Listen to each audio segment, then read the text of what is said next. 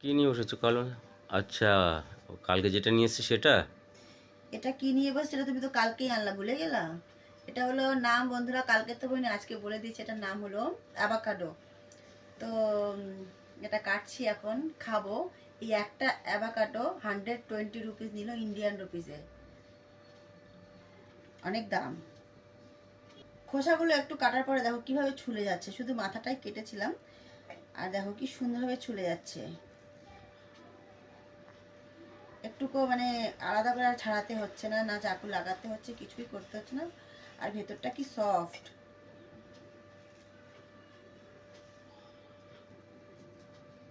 দেখো, পুরোটা ছুলে নিয়েছি, বাইরেটা কেমন কালো কালো ছিল, আর ভেতরটা কিন্তু একদম সবুজ।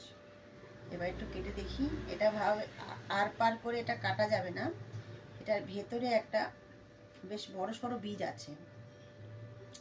তো এইভাবে আলাদা করে পিস করে নিচ্ছি আমি। এই যে দেখো, একটু নরম নরম আছে, একটু খেয়ে দেখি আগে। কোনো আলাদা টেস্ট নেই এর মধ্যেও, না মিষ্টি না টক। একদম যেরকম কচি নারকেল হয় ডাবের, ওই নারকেলটার মতন টেস্টটা। তো কারা কারা খেয়েছো অবশ্যই বলবে কমেন্টে, যারা খাওনি তারা একবার অবশ্যই ট্রাই করবে। খেতে কিন্তু দারুণ, আর শরীরের পক্ষে অনেক উপকারী ফল।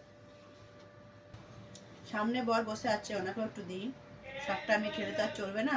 একটা ফল এত দামে এনেছে, সবাই ভাববে আমি একা একা খেয়ে নিচ্ছি, তাই না বন্ধুরা? ভিডিওটা ভালো লেগে থাকলে শেয়ার কমেন্ট করো। এই দেখো বীজটা কত বড়, তোমাদের বীজটা দেখাই।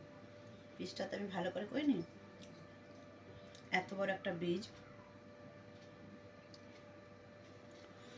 এই দেখো ফলটার ভেতরে বীজটা কত বড়, দেখতে পাচ্ছ? একটা বলের মতো। তো খেতে সুন্দর লাগছে।